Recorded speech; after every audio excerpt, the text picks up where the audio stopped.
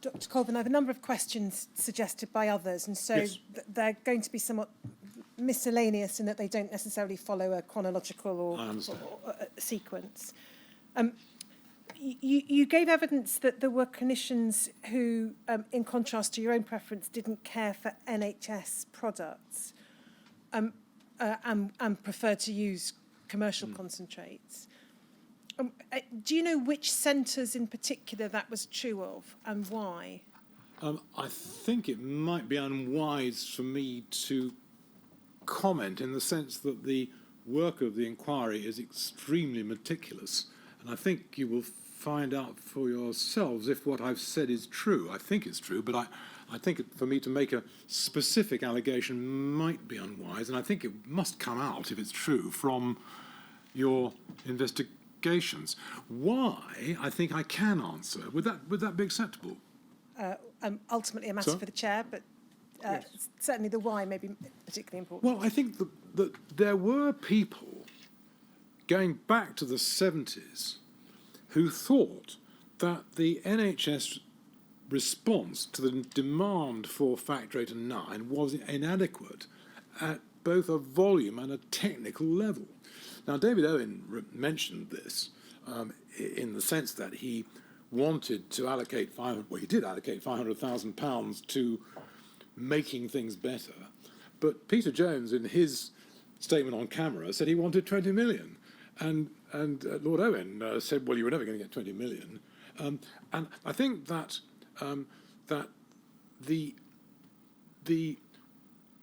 it was felt by some physicians that the response of the Department of Health and the fractionation service was inadequate, not only in quantity but in quality.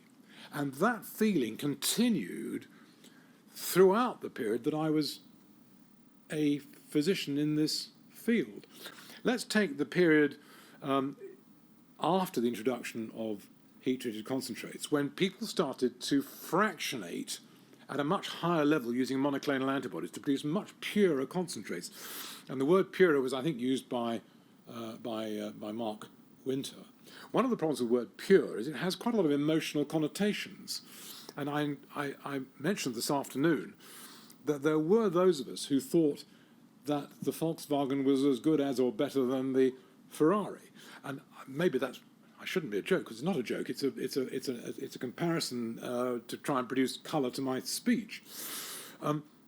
But I think there were people who understandably felt, and I mentioned this before in my submission, that there was no limit to what we should do to promote the health care of haemophilia people, which I agreed with, except that I wasn't always convinced that just throwing more and more money at the problem would solve the problem, and might even sometimes be counterproductive. And of course, you have pointed out, I think repeatedly, that why didn't we go back to cryo precipitate, which was fundamentally a primitive way of treating haemophilia. So there were these positions. I think Mark himself said that he believed there were factions within UKCDO. Now, I don't know whether that was true or not, because I wasn't the chairman of UKCDO until '93, and I wasn't even a member of the reference committee. But you might reflect, why was Dr. Colvin invited to chair UKCDO reference centres, or the organisation, when he'd never been a member? Now, I'm not sure I know the answer to that question, but somebody must. And it does imply that there wasn't always a consensus in UKCDO, which, having been said, I do think that UKCDO made a magnificent contribution to the care of people with haemophilia in the United Kingdom and the world recognition of what haemophilia was and how it should be treated. And if I have been critical in any way of UKCDO in the last 2 days, I do want to record that I think that it was a world-leading organisation on a voluntary basis. I'm not sure what you're going to ask me about my time as my chairman of UKCDO. I'm not proposing to. But the organisation was purely voluntary, and when we got to 93, 96, it became apparent that it had to be more professional. This occurred with many organisations, I think, at about this kind of time where the old days of an amateur effort had to be replaced by professionalism. I mean, if I may make a further trivial comparison, I mean, rugby football used to be entirely voluntary. Athletics used to be entirely voluntary. And then after the Second World War, as we moved towards the millennium, everything became very professional and everything got money associated with it. The whole, perhaps, emphasis of Thatcherism was about money and about business-like activity. And I think it was the case by the time I became chairman that the days of that kind of amateur approach were over, and we needed to try and build something professional, which, of course, Professor Hay, and you'll be seeing him, has done in the most amazing way, and it's now a significantly professional organisation. So I think that, to come back to your earlier question, if it may well have been that there were differences of opinion, and you know that I tried to align myself to the Royal Free, with whom I had great relationships and much confidence, which included, therefore, Professor Passy, who eventually came down to work at the London. But there were other centres, and I don't really want to name them. I think it'll become apparent where that might not have been quite the same approach. I think you were asked why it was that some clinicians would have preferred not to have NHS concentrate. I think that was the question, was it not? Yes. And the answer you've given is for two reasons. One, because you couldn't get hold of it, and the second was because it was not as good. Yes, sir, that's absolutely... Now, in what respects wasn't it as good? Because I don't think you've answered that part. I tried to answer it, but I'm going to try and answer it again in my discussion of the word purity. And I think that there were those who thought that the only way forward was to have factor VIII and only factor VIII in the preparation, and that was a very important part of the work and would lead to greater chemical purity, also mentioned by Mark. But whether that was better than something that was less sophisticated was not quite so clear. It's important to remember that, as you were explaining earlier this afternoon, the pharmaceutical industry is there to make profits for their shareholders. And of course, you know now, because I've told you, that I spent 5 or 6 years in the pharmaceutical industry after my retirement, and I'm proud to have done that. But I became aware that they liked to think of themselves almost as part of the NHS when they clearly were not.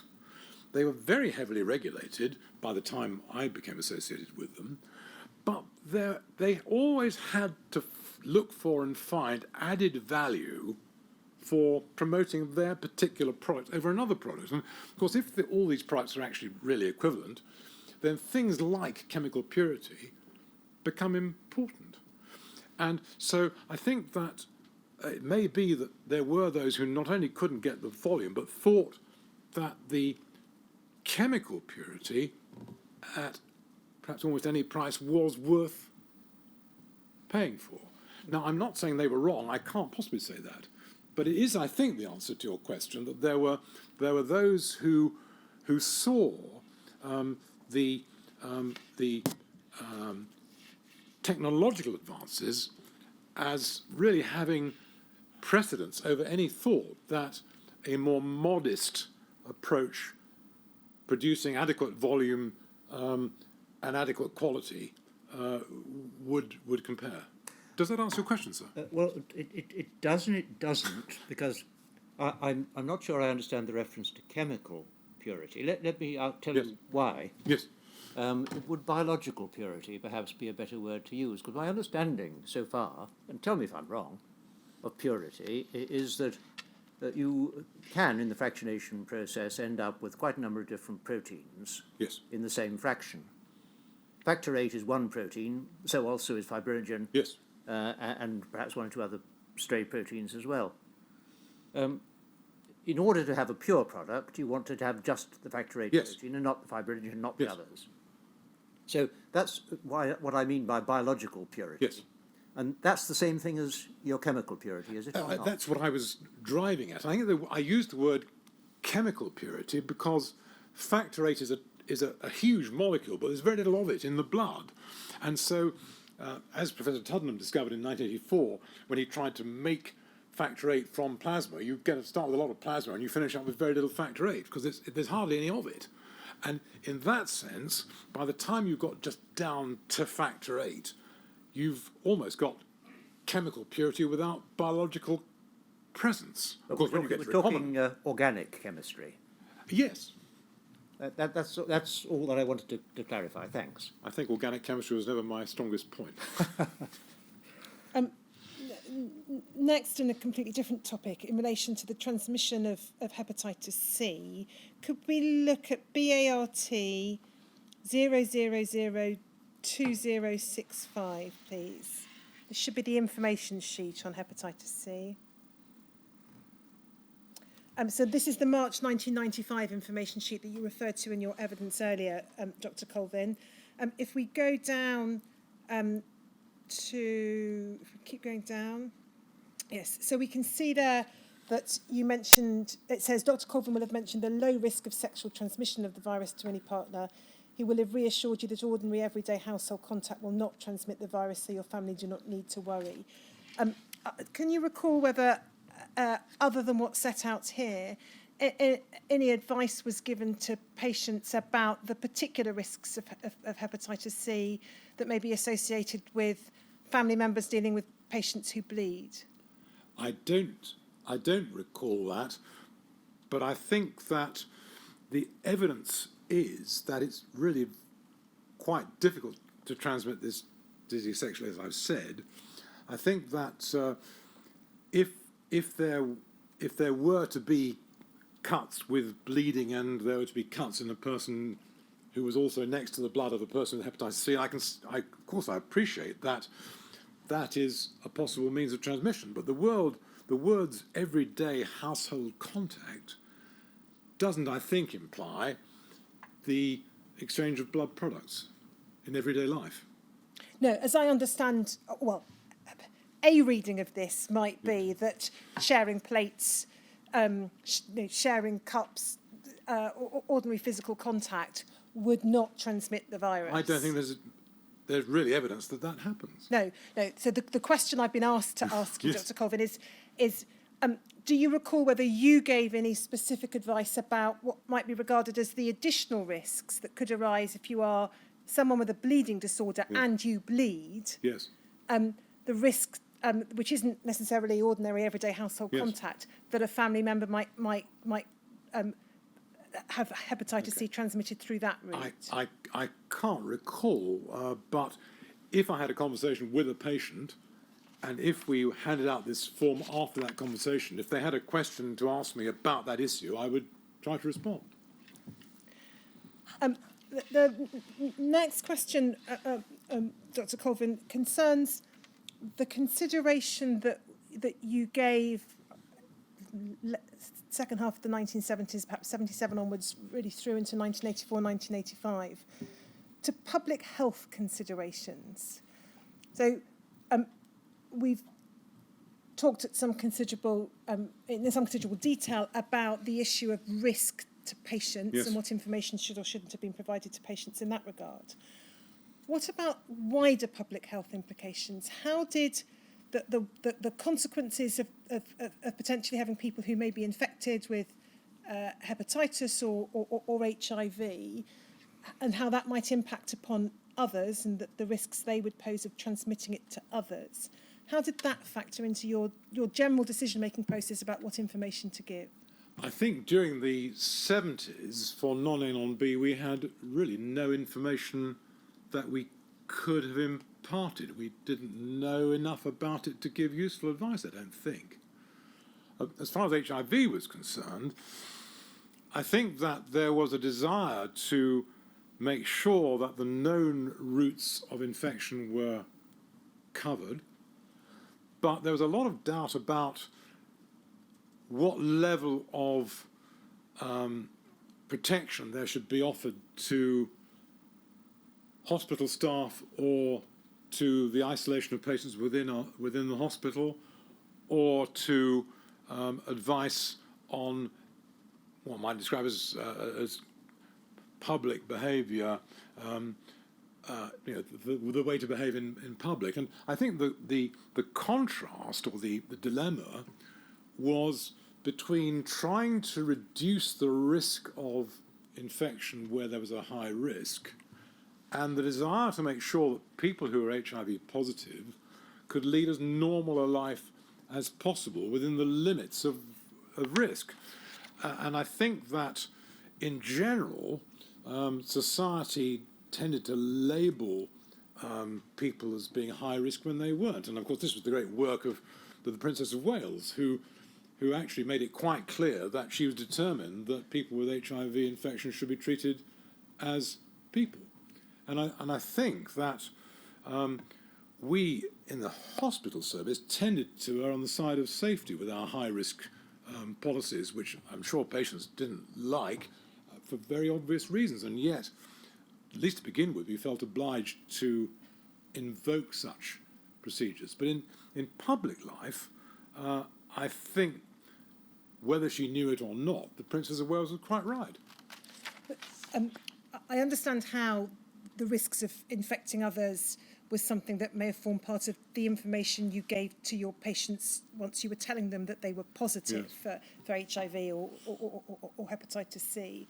But when you were taking your decisions about what treatment to offer in the period before patients were tested and diagnosed, did the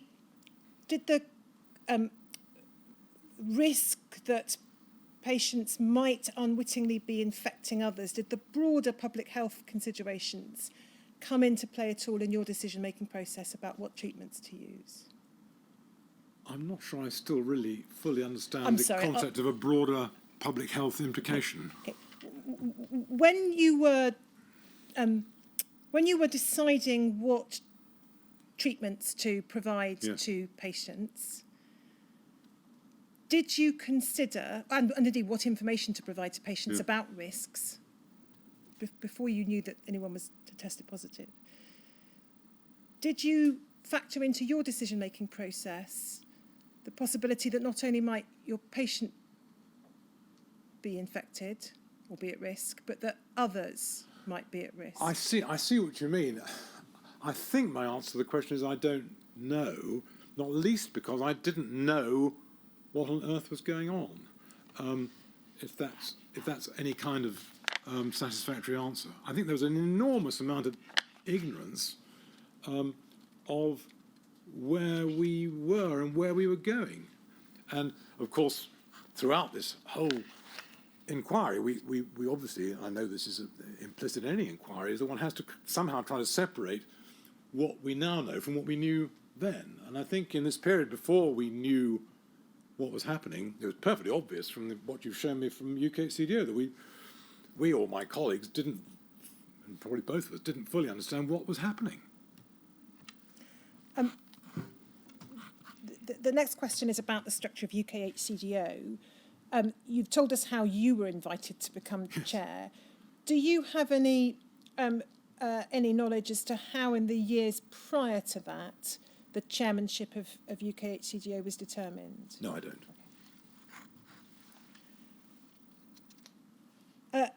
If you could think for a moment about the position of mild haemophiliacs, Yes. Dr. Colvin, because that's the subject of the next question and indeed a number of later questions. To what extent do you consider that lifestyle advice about what activities to do or not to do in the management of haemophilia, in particular for mild haemophiliacs, could have been used as a means of avoiding bleeds of a severer nature and thus the need for treatment? Yes. So, I think that during the early part of my experience of haemophilia care, we were trying to identify people with mild haemophilia, and I've already explained to you that many of them had no symptoms at all. I've also explained to you that a person with mild haemophilia is not in some ways a mild haemophiliac, because if they're injured or get a bleed, they will go on bleeding until the bleeding is treated. And it's also the case that the mild person with mild haemophilia is different depending on what activity they have. So if you have a young person who's a bit of a nerd and spends the whole of their life sitting in front of their computer screen, the chances of them having a bleed are quite small. So they can happily live a normal life in front of their computer screen, although they should get up from time to time to exercise. If you've got a tearaway child, particularly somebody in difficult social circumstances who is hard to control, then obviously you will give them advice about their activity. Whether it will be taken on is another matter. I recall another example where there was a child who was brought to my care who actually had extremely mild haemophilia, but generations of his family in the past had been generals in the British Army. And the diagnosis of mild haemophilia in that particular case, where the mother was, of course, not a member of that family of generals, but was a carrier of haemophilia, meant that the occupation of service in the British Army was not going to be possible. And so the advice that one gave to patients determined to some extent their behaviour, but didn't always determine what they did. I had one patient, actually, who became a very distinguished person in one of the potentially not combative, but potentially high-risk services, but I probably better not name which one it was. And he came to see me and said, Dr. Cole, I want to join the Royal Marines. And I said, well, you can't join the Royal Marines. And he said, well, what about the police force? So I said, well, I don't think the police force is going to take you. So he said, but I want combat. So I said, well, it's very difficult. And he eventually went off and joined this other service without telling them that he had haemophilia. The first thing he did was to fall off the back of a lorry and break his ankle, and finished up in hospital under my care with a broken ankle and mild haemophilia. And we put him right, and this was after the great HIV and Hepatitis C crisis. He went back to work and became a very distinguished person. But he had decided not to reveal to his employers that he had this condition. Now, the only things that I would say always I advised against were rugby football and boxing. But once we got on to prophylactic care later, one of my severely affected patients became a world champion cyclist. So I think and the reason he did that was because I told his father it would be best for him to go swimming, and he went swimming, and then when he became a very fine swimmer, he got on a bike and decided he was an even greater cyclist. So I'm sorry, the answer to your question, I think, is that for people with mild haemophilia, one would try to give them advice about what was the most sensible thing to do, but what was sensible depended on all the social circumstances that they were in, and what would be suitable for one family might not be suitable for another. And I also finally was invited many years ago, I think I mentioned this earlier, to give a paper to the Haemophilia Society saying I can go skiing. Now, whether it's really sensible for somebody with haemophilia to go skiing or not is a matter for debate. And people might say, well, there's no point in a person with haemophilia going skiing because they're going to get injured and then it's going to cost a lot of money to put them right. And my argument against that was that a lot of my patients with either mild or severe haemophilia would go out on a Friday night and get less than totally sober and get injured. And when they came to the hospital, I treated them. And I might say, I really wish you hadn't spent the evening getting drunk and getting into a fight. But, of course, you still get treated. And it seems unreasonable to say to a patient, I won't treat you when you've got into a fight. That's obviously unreasonable. Equally, therefore, it seems unreasonable to say, you mustn't go skiing. But lifestyle advice could be one part of the jigsaw of trying to avoid bleeds. Yes. I think we touched on self-sufficiency. You've dealt with it in a number of parts during your evidence, so I don't need to ask you in any detail about it. Can I just ask this? In the mid-1970s, when Lord Owen made the pledge, I think his term in Parliament for self-sufficiency, and I'm aware that you were not yet the consultant and director at the Royal Free, but what was your understanding of the scope of self-sufficiency? In other words, was it based upon hospital treatment, home treatment, or prophylactic treatment as well? Well, I think we'll never know. If I may, perhaps this is unwise, but I'd like to refer you to Rudyard Kipling's Just So stories.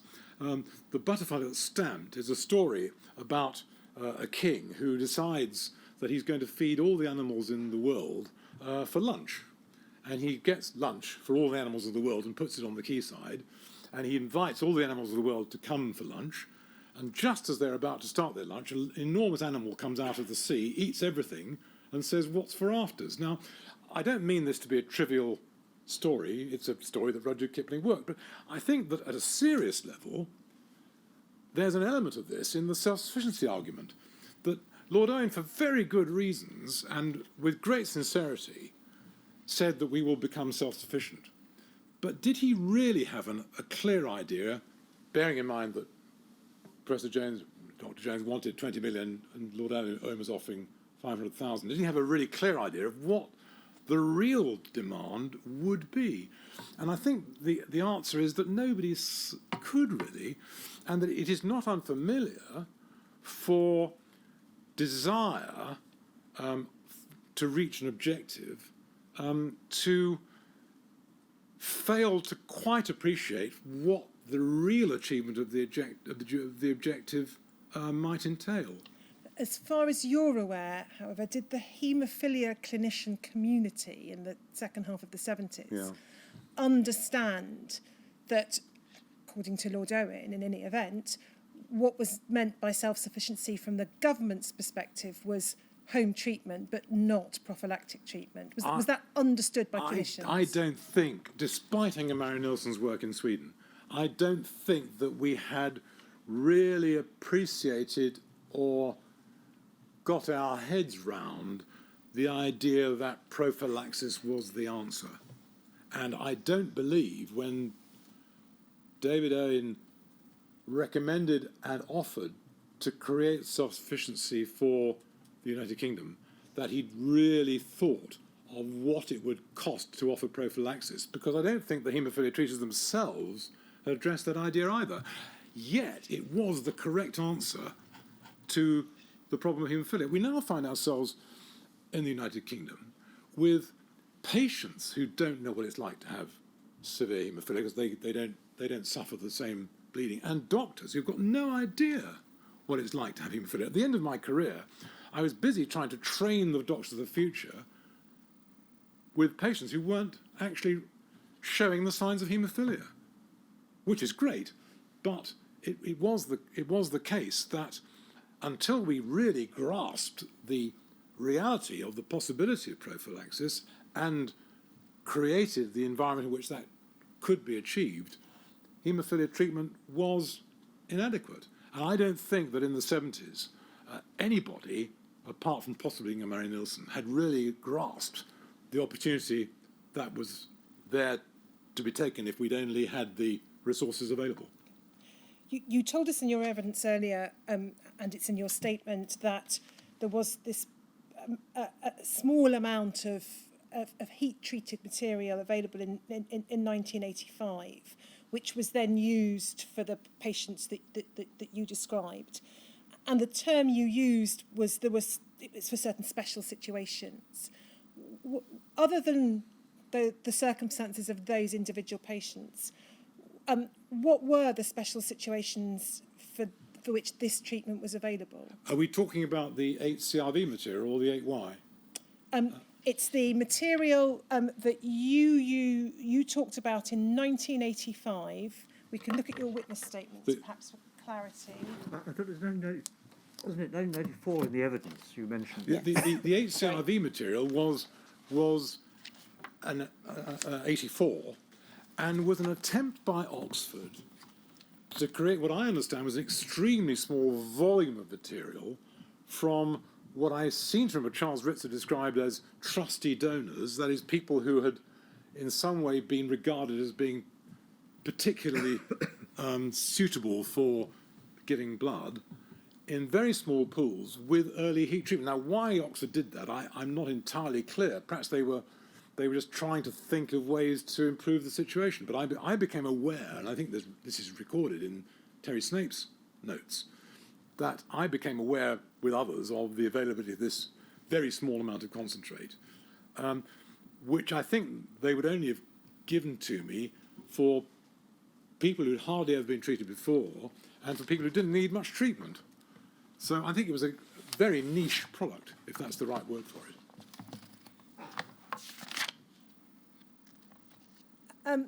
You've referred in your evidence to 1988 being the year in which the safety of the 8Y product was established. And I just wanted to ask you to look at a couple of documents Yes. to see whether see what the position was prior to 1988 when I think the final study was published. Could we have CBLA 0002224, please, Henry?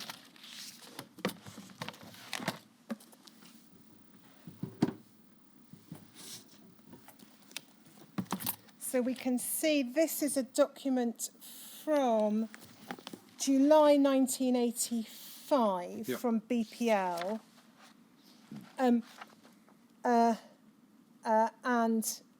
It's setting out some information as at July 1985 about this product, with some information about the what was known about it at that stage. Is it right to understand that clinicians such as yourself wouldn't have been putting patients forward for this trial if it wasn't thought that likely that this was going to be a safe product? But thinking and believing and knowing are very different things. The point that I was making was, and I'm no statistician, is that when you look at the number of patients who are treated in a previously untreated patient study, because it needs to be previously untreated patients, if you look at the number of patients treated and the carefulness of their follow-up and the analysis of their results, if you're a statistician, you can come up with confidence limits of how likely it is that this result is a true result which gives you certainty. And I think you'll find either in the 8Y study or in one of the commentaries on the 8Y study that it's pointed out that the confidence limits are not 100%. And I think you might also find there's a paper, quite a late paper by Professor Minucci again, where he looks at all the different ways in which plasma can be virally activated and tries to assess how safe they are. And one of the points that Duncan Thomas used to make, who was one of the leaders of the National External Quality Assurance Scheme and the NIBSC, the Biological Standards and Control Organization, one of the points he made many years ago was that there is no such thing as a safe blood product. So you can do your study and you can measure your measurements and you can publish your results, but those results still have confidence limits. And the point that I was really making was that whilst we all hoped and believed and thought that this would work, and it did, I don't think that before 1988 you could look a patient in the eyes and say, I promise you that this is safe, because of the confidence limit statistical issue. And I understand what you say about the ability to promise, the ability to say conclusively established or words to that effect. I think it's right, and we can look at the documentation if necessary, but it is material that you saw in advance of your evidence. That there was, as one would expect, an interim reporting by Dr. Smith in September of 1986, which suggested that thus far that the indications were all very favourable. Absolutely, I don't deny that at all. I think it's an extremely important point. But if you look back, perhaps if I may go back to the issue in May '84 when it was decided in one or two, three, perhaps four centres to go to a heat-treated product that was commercial, there was, I think it's fair to say, zero evidence that that product was safe. Completely different scale of evidence to the evidence that later became apparent for 8Y. I'm not criticising the decision. I'm just saying that if you're looking at real evidence, and you want to say to a patient, I promise you that this will work, or I nearly promise you this will work, you need to have evidence which has been assessed by a statistician. This is now moving to a completely different topic, Dr. Colvin. Could you just really very briefly outline, in the 1970s, what the approach would have been, from your perspective, to diagnosing haemophilia or von Willebrand's disease? Was there a standard model of diagnosis? So, this is a very complicated question. The first thing to say is that people with haemophilia are usually male. Not always. In fact, Sir Frederick Treves had a patient under his care who was female and a true haemophiliac, and I looked after 4 of that family because the sons of that woman, or one of the other women who had true haemophilia, were all haemophiliacs, because both her X chromosomes were abnormal, and therefore all her sons were bound to be haemophiliac, and I looked after that family.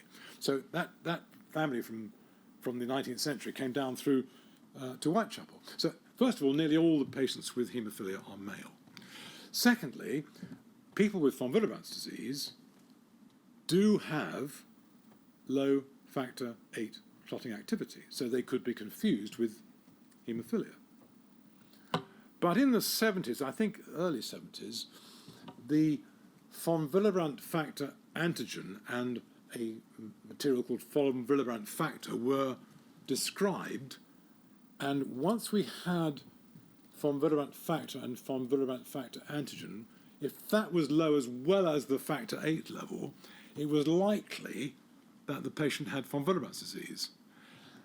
However, that is not absolute, because there are people who look as though they've got haemophilia, but actually have a form of von Willebrand's disease. So it's a very complicated issue, and I think that, to begin with, we were struggling very much to classify von Willebrand's disease. And I mentioned that I had some involvement in a project that was trying to classify von Willebrand's disease. It did, in my community, it didn't eventually come to anything, but as time went by, we got much, much better at diagnosing von Willebrand's disease and distinguishing it from haemophilia. But in the early days, before 1970 or so, it was difficult to make that diagnosis. The difference between haemophilia and von Willebrand's disease at a clinical level was that the people with von Willebrand's disease tended to get soft tissue sort of nosebleeds and capillary bleeding, whereas people with haemophilia tended only to bleed after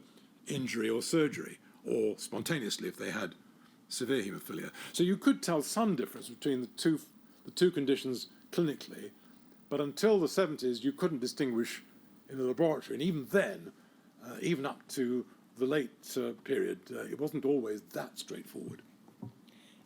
Next question is about record keeping. Do you agree that where you have a haemophiliac patient who has a lifelong condition and may require a range of different blood products throughout their lives, that it is very important that the details of those products should be recorded? Yes.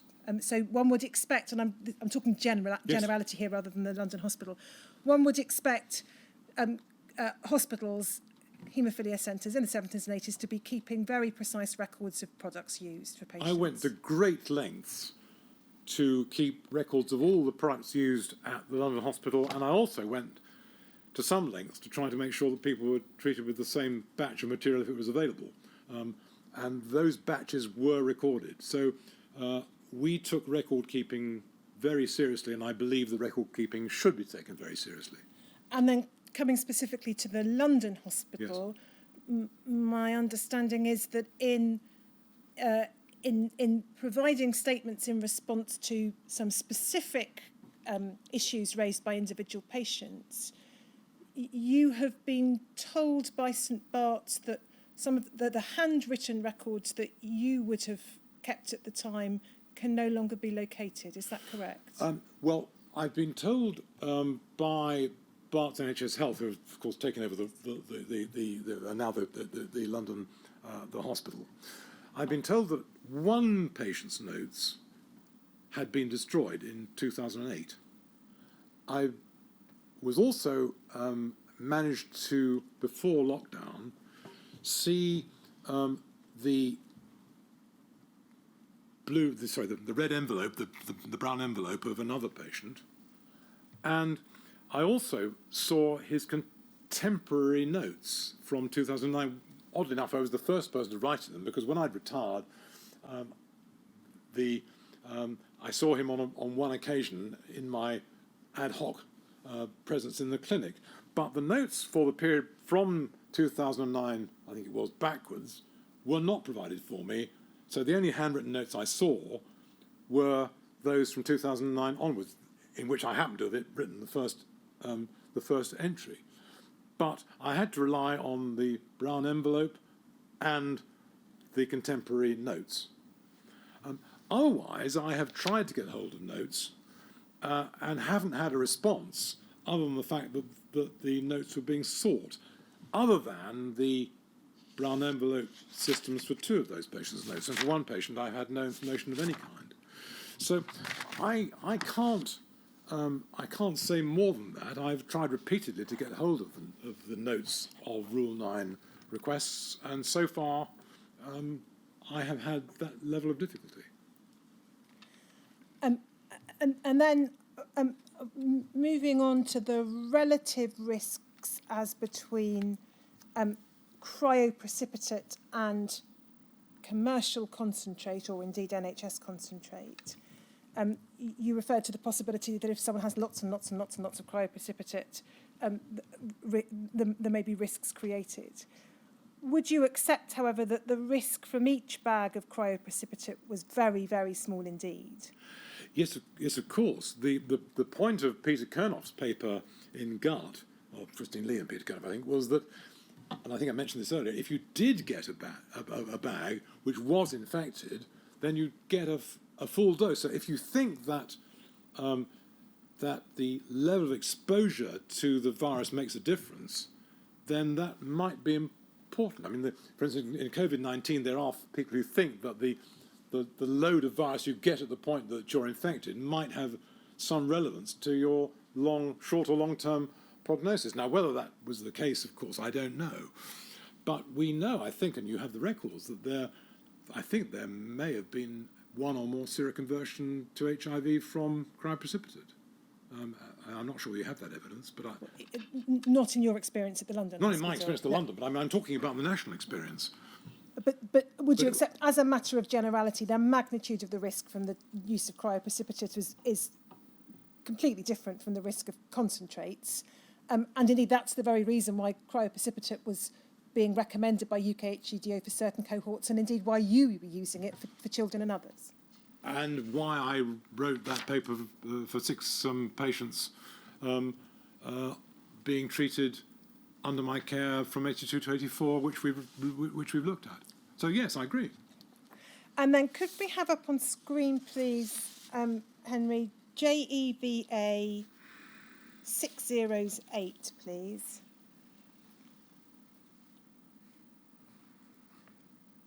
This is a document you saw this morning, Dr. Colvin. It's quite faint, but if we could zoom in, please. 4th of July, 1979. The name is redacted, but it seems likely it's from you, given the title of Senior Lecturer in Haematology in July 1979. And it's a description of an incident occurring when a doctor whose identity is not relevant for present purposes was on call in the department.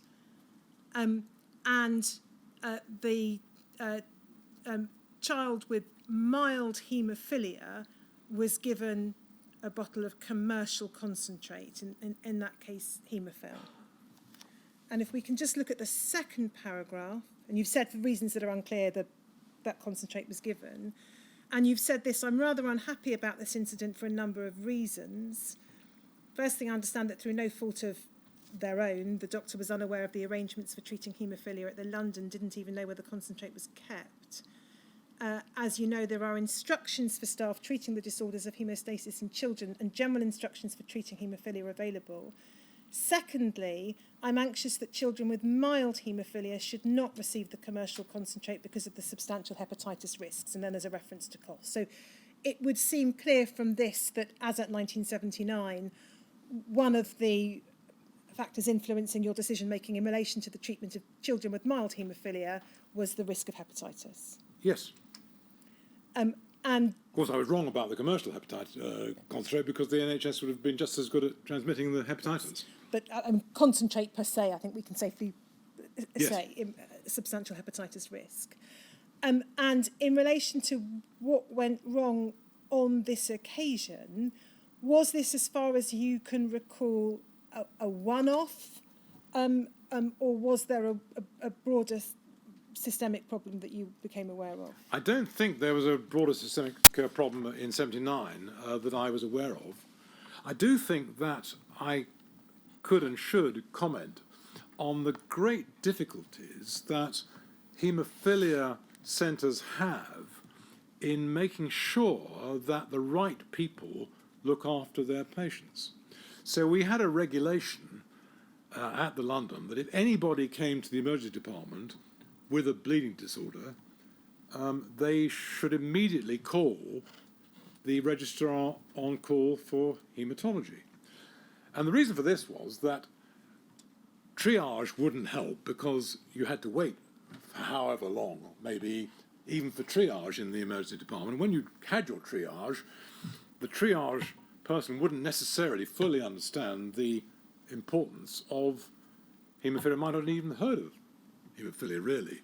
So the rule was that if somebody came to the emergency department of the London Hospital, then whatever the complaint, if they had a haemophilia card with them, or if they said, I've got haemophilia, the registrar would immediately be called day or night.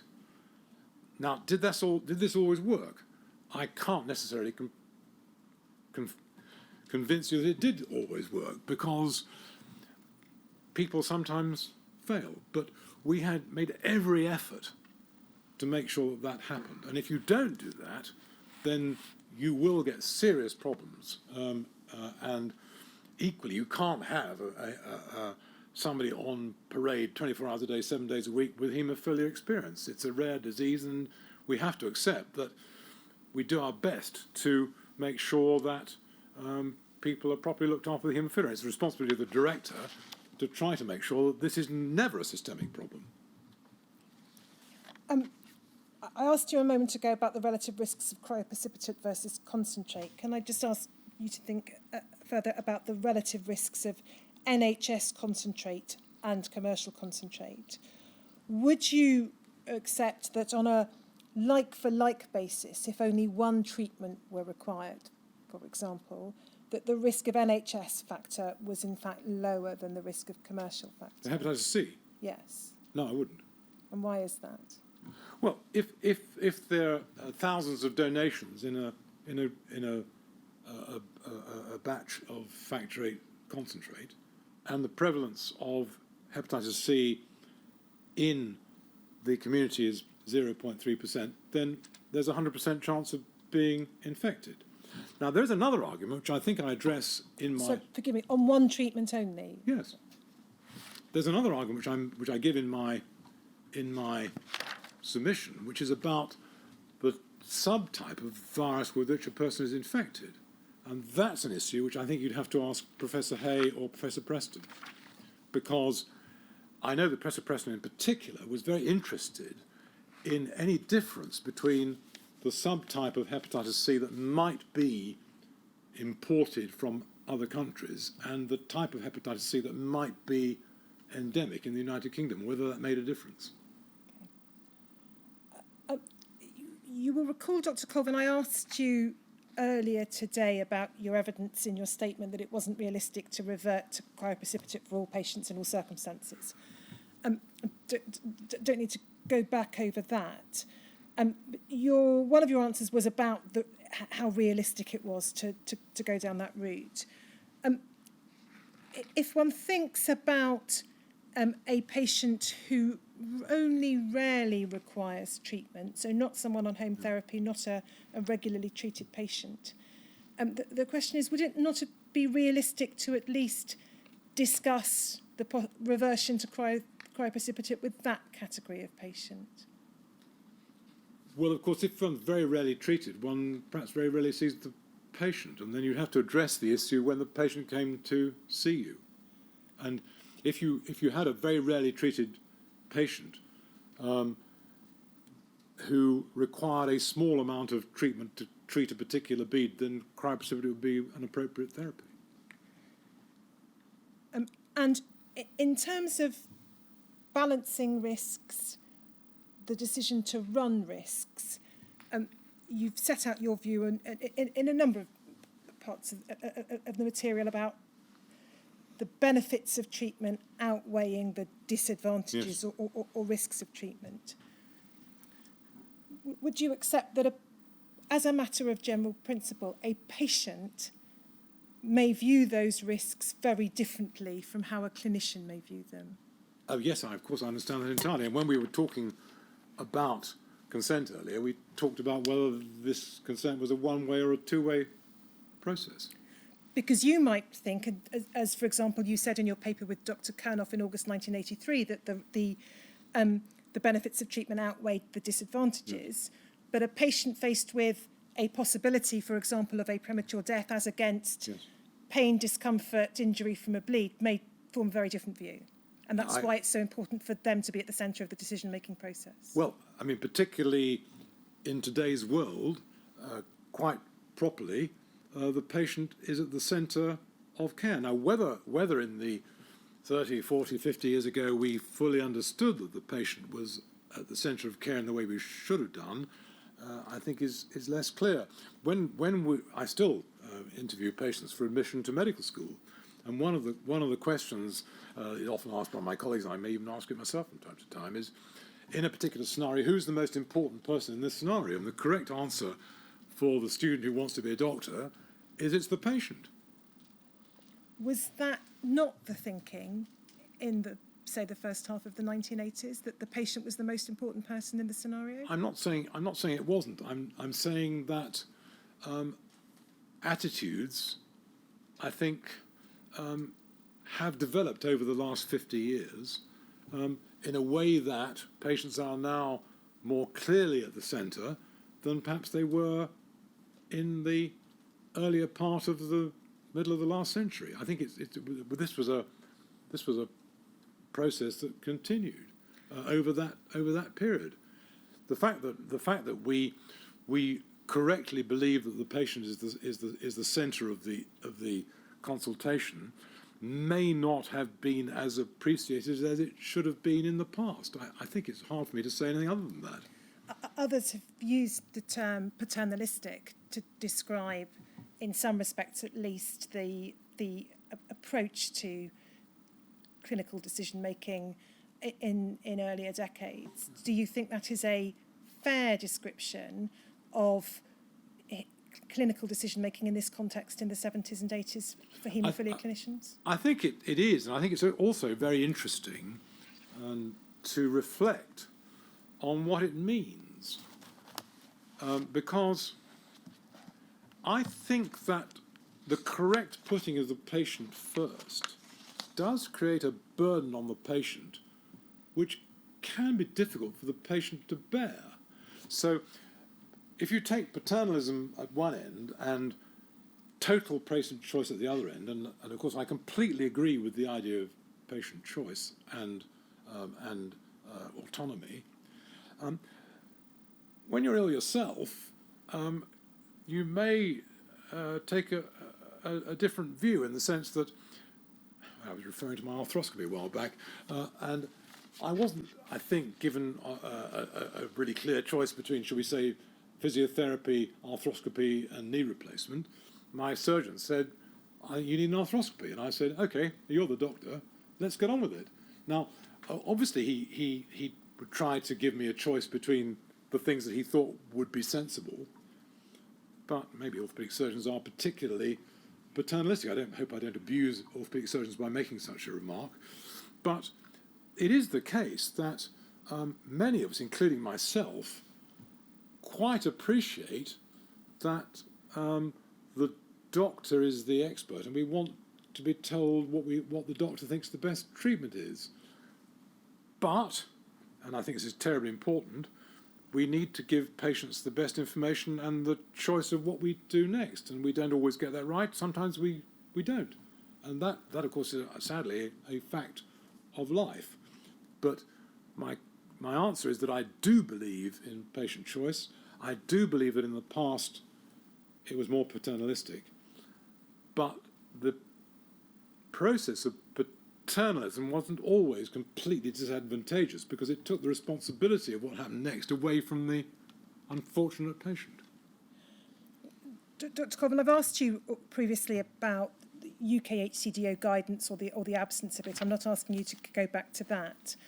Would it have assisted clinicians to make better decisions in the latter part of the 70s and the early part of the 80s in particular if there had been clear guidance from other sources, such as the Chief Medical Officer or the Department of Health and Social Security? Yes, I believe it would. I have written and helped to write very many guidelines documents in the field of hemostasis and thrombosis in the period probably dating from the early 90s, when I became more nationally active, if you like. And I thought that these guidelines documents were extremely valuable because they were based on expert opinion. But many of these guidelines documents were challenged by people who quite rightly said, these are not statistically valid pieces of guidance. They're just a group of self-styled experts who tell you what to do because they think they know what they're talking about. I think I also mentioned in medical legal work that these documents tend to get relied on because they're often the best bet about what is the correct approach at the time. Now, of course, there has been a tendency in medical legal work, because of the Boland principle, for doctors to get away with, if you like, anything that is regarded as being something that a reasonable group of doctors would do. And I think Montgomery has changed that view in terms of consent to the importance of warning and discussing material disadvantages as well as material benefits. So I think that very clear guidelines documents are actually a big responsibility for those expert groups, because when you get down to looking at the medical legal cases, the guidelines documents give you a framework on which to provide your expert witness opinion.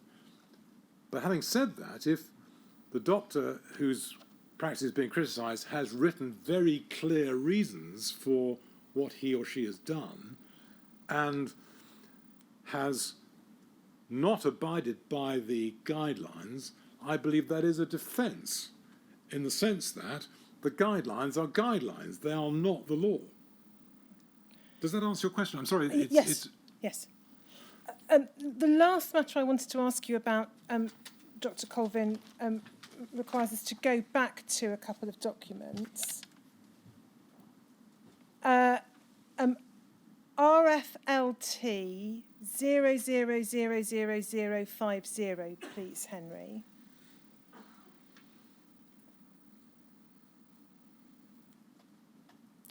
I want to go back to the January 1983 meeting that you attended at the London Airport Hotel. We looked at one record of it. This is a second record. So this is a note that was put together by the managing director of Immuno, Mr. Norman Berry. Yeah. And we can see from it that the location of the meeting in January 1983 was the Excelsior Hotel, Heathrow Airport. And if we and we can see this is being sent to Dr. Kernoff, who you worked closely with. If we go over the page, we can see Mr. Berry's summary of discussions of the meeting. Professor Bloom is described as being in the chair. And then there is effectively a presentation by Dr. I don't know how you pronounce that, Eibel of Immuno, the particular issue here was about the so-called hepatitis-reduced concentrates. And we can see there's a detailed discussion. If we go to the second page of this, Henry, or the next page,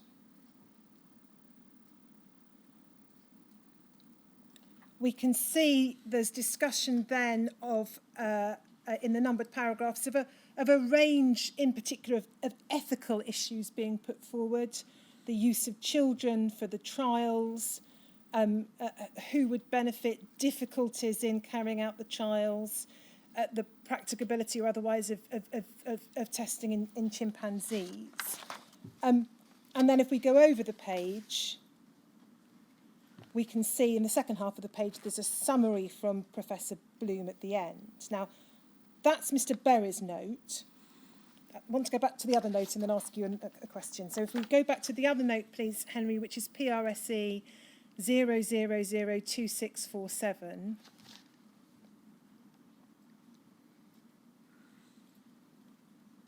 This is Dr. Frank Bolton's note. We looked previously in some detail at the section of it on AIDS, and I'm not going to go back over that because I read the key parts of it when I was asking you a question. But we can see again the first 2.5 pages of this note deal with Dr. Ebel talking about methods of chemical inactivation of viruses.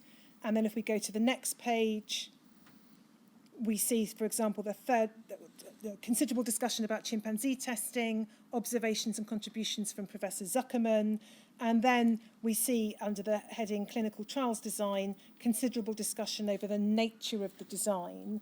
And then we know from the rest of the note there's lunch and then an after lunch discussion about AIDS. And then if we can go to the last page of this, please, Henry. Again, we see the list of attendees. It's predominantly, but not exclusively, reference centre directors, but there are others present too, obviously, including yourself. I just wanted to show you those again and press you as to whether you have any recollection of this meeting now, because it does seem to have been a somewhat unusual meeting. Not common to meet at Heathrow Airport hotels, no. I would have thought. Not common to have the great and the good of haemophilia and hepatitis care meeting with one particular pharmaceutical company. And it's an important meeting, and there aren't many people I can ask about it. I have no recollection of the meeting, I'm afraid. I have no recollection of the meeting. Okay. So those are my questions, subject to anything further from behind. Whilst I checked that, I understand that you, sir, may have a handful of questions for Dr. Colvin. Well, just one or two.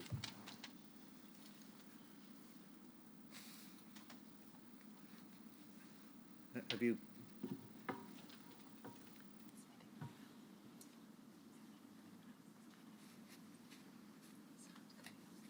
I think you may be being asked one question here, Ms. Richards.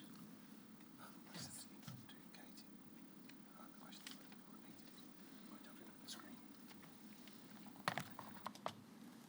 that's what you asked, and there was no answer to it.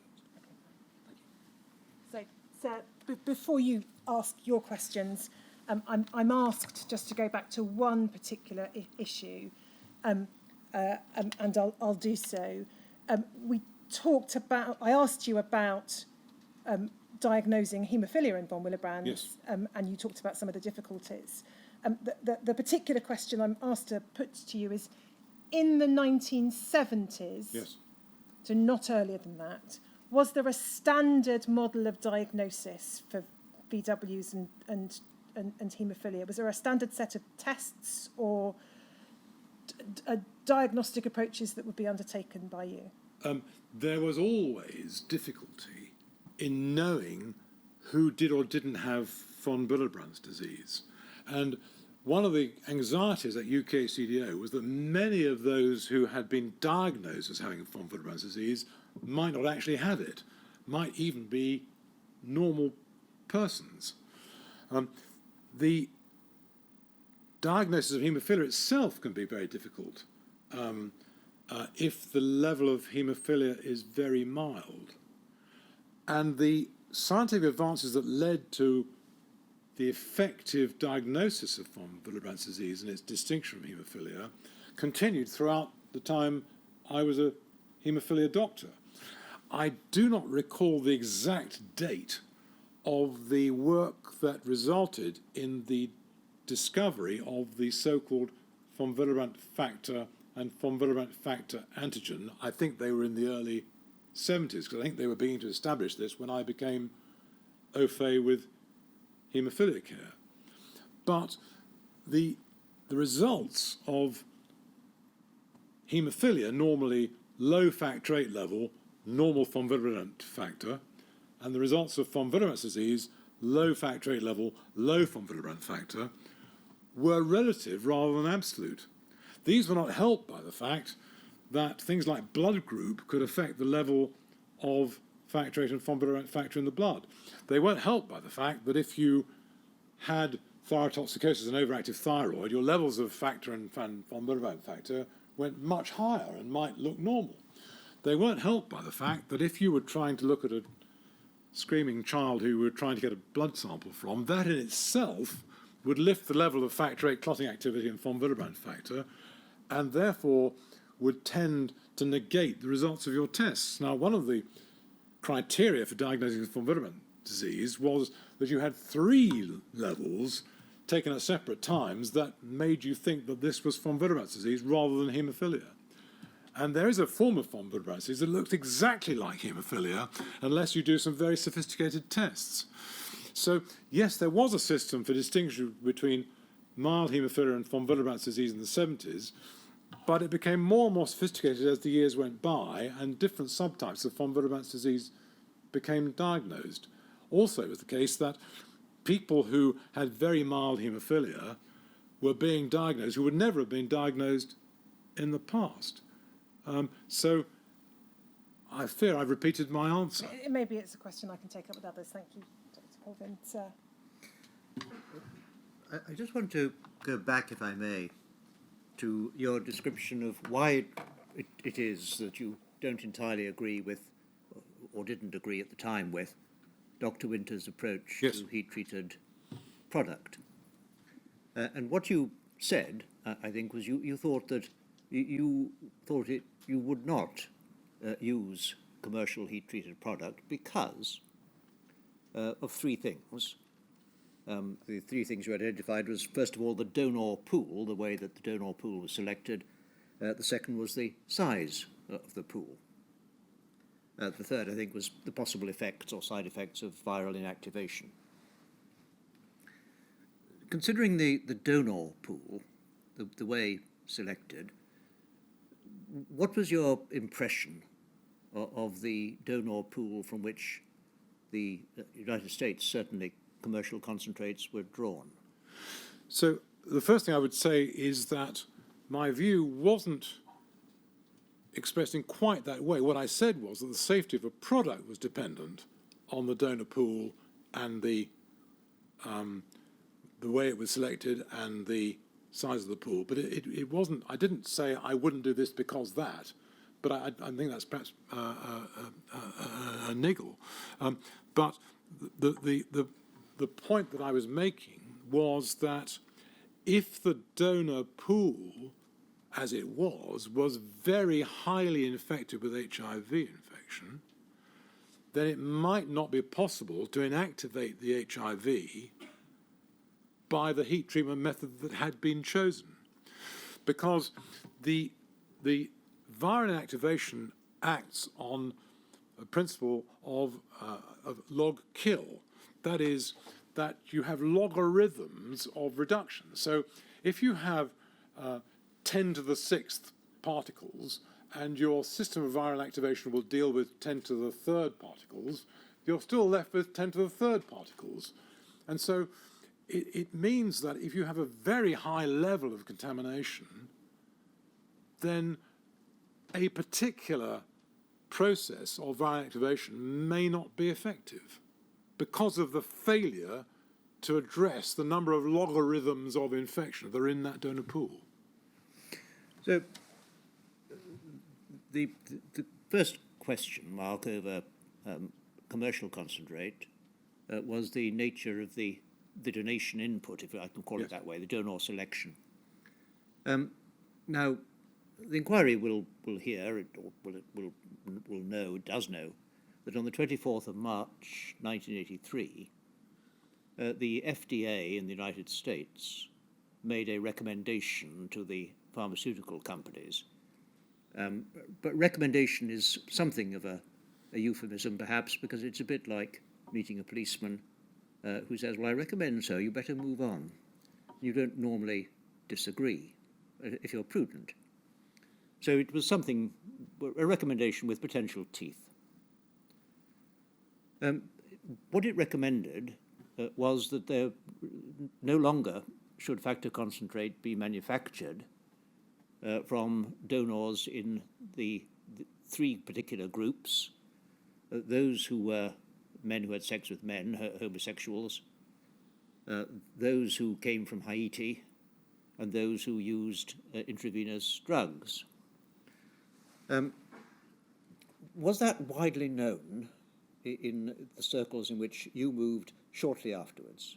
I think I was aware, and certainly have been made aware in this inquiry, that those who were selecting donors were encouraged to change their donor policies. Whether they actually did so, I don't know, but my impression was that they had promised to do so. So there would be a difference, it would follow, between the post-24th March, post-March, if I can call it that, plasma used for making product, and the pre-March. That's possible. And it's the inquiry's understanding that there was a degree of concern expressed, at least in public circles, picked up, I think, by the press, and a statement made in Parliament, about the possibility that because commercial companies used plasma products which had been manufactured from and stored for a while, a couple of years perhaps, back stock, that might no longer be able to be sold in the United States. It was thought, a natural implication of the recommendation was that if you had old product made from old plasma, you would simply not supply it or withdraw the stuff that was already out there. That would be, one would think, a logical interpretation. And basically, the UK thought, or some people in the UK thought, that the plasma companies might try to dump I understand that. this product in the UK. And it became, as I say, from the information the inquiry has, a matter of some concern, at least reflected in a parliamentary statement by Baroness Massam at one stage, saying it wouldn't happen. Did that, shortly after that, if we can just have, Henry, if we may, the DHSC 0002231 underscore 036. I appreciate you haven't seen this.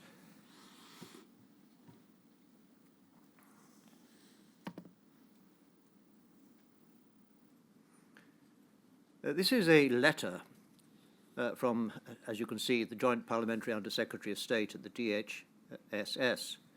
It's written to the General Secretary of ASTOMS.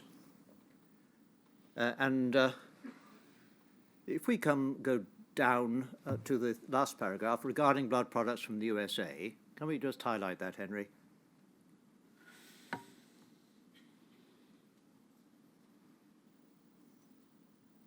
In March this year, the US Food and Drugs Administration initiated new regulations for the collection of plasma designed to exclude donors from high-risk groups. Although future supplies of factor VIII, both for export and for use in America, will of course be manufactured from plasma collected in accordance with these regulations, there is still a quantity of stock, some already in this country and more in America awaiting shipment here, which have been made from pre-March plasma. The FDA has recently, this letter is, as I say, in August, 26th of August, 1983, the FDA has recently decided not to ban the use of similar stocks intended for the USA market, because to do so would cause a crisis of supply. obviously the same considerations apply here. Now, just pausing there, this is talking about supplying the UK with plasma which was thought to be an unsafe basis for American concentrate of whatever form. Was this ever discussed, to your recollection, by the UK HCDO? Not at all, but of course I wasn't in the inner sanctum of the UK HCDO at the time. I was a foot soldier. Did you ever hear any discussion? Not at all. No, absolutely not. I mean, this is the first time I've seen such a letter.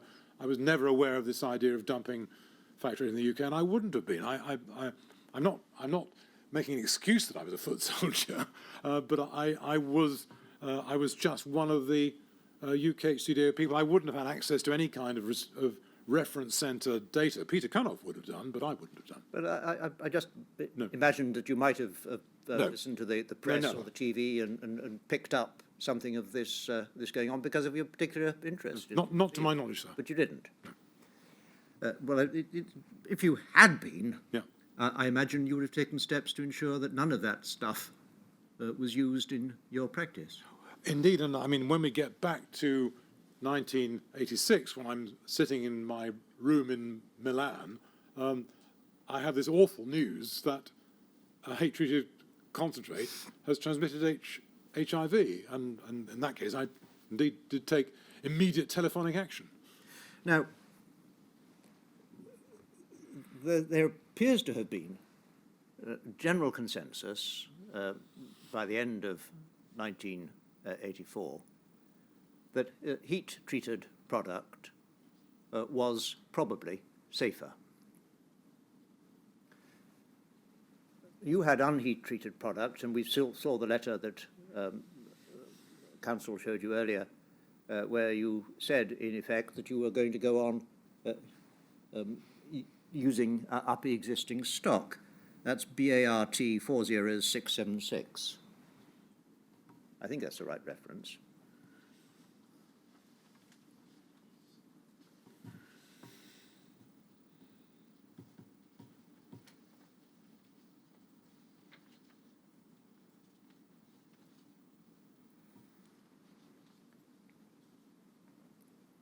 No, it's not the one I. But I'm familiar with the argument. I don't need to see the. So, why exactly was it that you didn't do what you've accepted was perhaps the logical thing to do once it's been decided that a product is less safe than it might be? Why did you go on using it up rather than withdrawing it straight away? So I think that the argument is based on my discussions with Peter Konoff at the time, and I think I've already answered the question. I'm happy to answer it again, and that is that if it were to be the case that these commercial products which had been heat treated were not safe from the HIV point of view, then all my HIV negative patients would become HIV positive, and I'd have an even bigger crisis on my hands. And I mentioned this in terms of the decision that Mark made, and which I don't criticise, because he said himself it was the most difficult decision he'd probably ever made, and that was that he said that he was personally convinced that this was the right thing to do, but that conviction was based on zero evidence.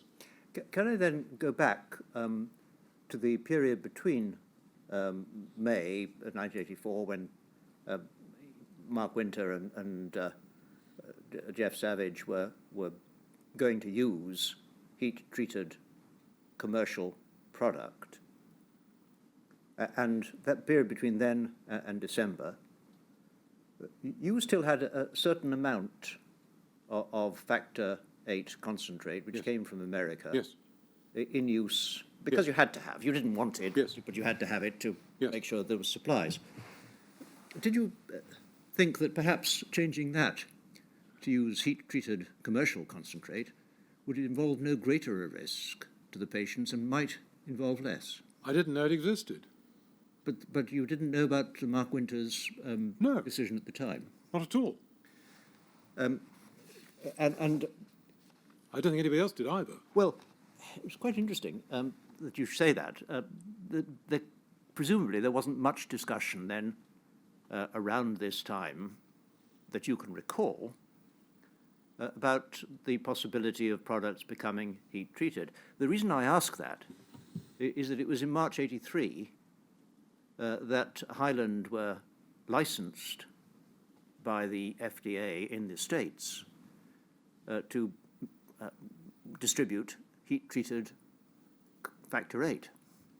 But they were It's trying. been around. Yes, but they were trying on that basis for a while. They were trying to produce a lower hepatitis risk Yes. product, and I wasn't available. I'm sorry, I wasn't aware that such a treatment was available in the United Kingdom, and as I understand it, Mark's use of this product was based on his being provided with a supply which was enough for him and for Dr. Savage's use, but it wasn't available to anybody.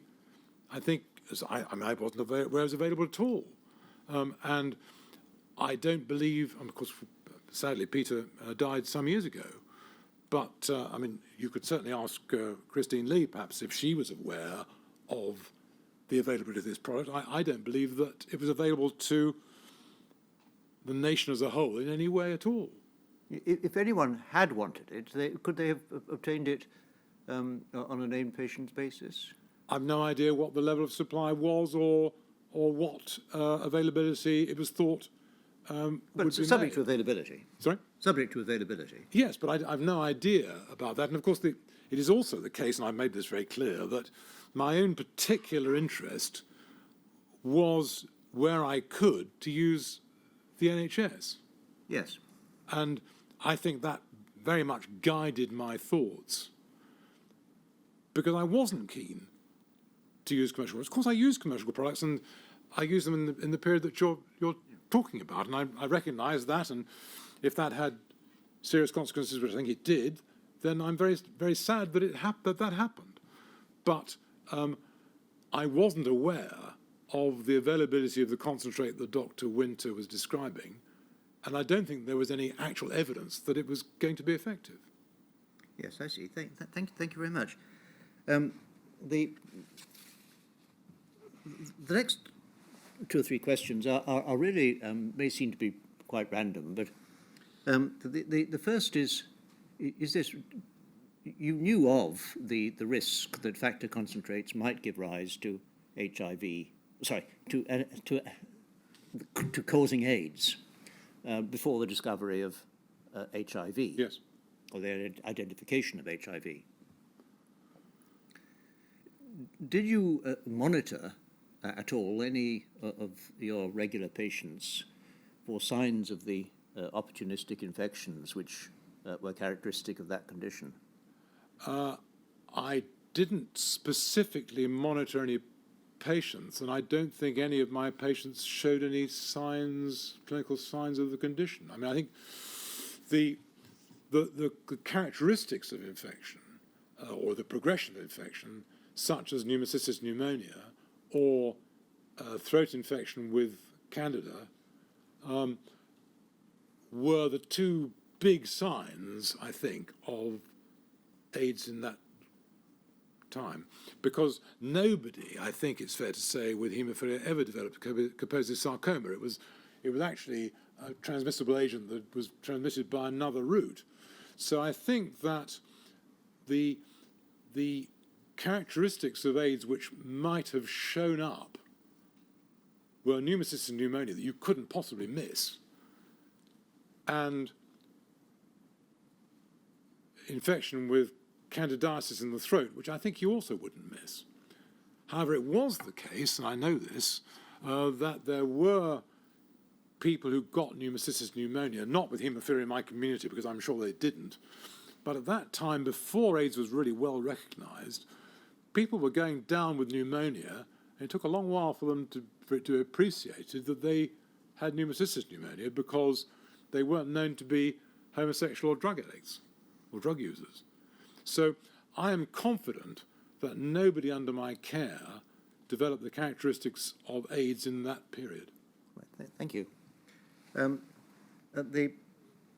next thing you said that 8Y, when it came into regular use, was a really good product. Can you just help? What was so good about it? Well, it was effective. It did what it said on the tin. When you gave it, you got a factor 8 level. Of course, you'd expect that.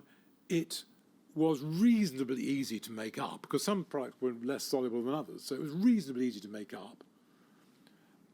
And it, although intermediate purity, there were people who thought, and this included the people at the Royal Free, and I think in Birmingham, there were people who thought that it had a very low incidence of causing inhibitor development. Now, if this was the case, and it may have been, but it's hard to prove, it would be extremely valuable. Because when you treat somebody for the first time, about 20% of people will develop an inhibitor to factor 8, and then you're in serious trouble. Two things may happen. Either the inhibitor may go away or it may get worse. If it gets worse, then until recent advances in science, haemophilia became almost untreatable. So to have a product which had a lower incidence of inhibitor development in newly treated patients would have been a big advance. The difficulty is that it's quite difficult to prove that when you've got quite limited numbers. But the people at the Royal Free, and I think in Manchester, Birmingham, and even our own sort of private experience that wasn't published, was that people treated with 8Y seemed to have an incidence of new inhibitors when treated for the first time, which was lower than that which was associated with the commercial products. However, later, when very high purity products became available, there were those who thought that they had other advantages. For instance, there were people who thought that the very pure products were less likely to cause immunosuppression in terms of not immunosuppression caused by AIDS, but immunosuppression caused by concentrated exposure. And then when recombinant factors became available, there were different ways of making recombinant factors, and one of the recombinant factors was slightly altered in its structure of factor 8 in a way which some people thought increased the likelihood of an inhibitor developing. Now, we now go back to the concept of added value in the commercial world, where all commercial companies feel that it's their job to provide evidence that their product is better than the opposition's product, and everybody's quite rightly suspicious of such claims unless they can be absolutely proven. And generally speaking, the idea that one product was more or less likely to produce an inhibitor than another was hard to confirm at a scientific level. But those who used 8Y, particularly I think Birmingham and the Royal Free, and maybe us to a certain extent, got the impression that it was very fit for purpose and that it was derived from UK sources, which we generally thought was a good idea, and that it might be less likely to cause inhibitor development, despite the fact, and even possibly because of the fact, that it wasn't totally purified.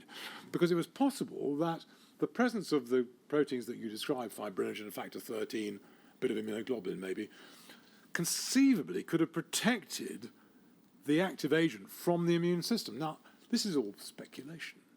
And I don't think there's any hard scientific evidence, but I think I could see how that might be true.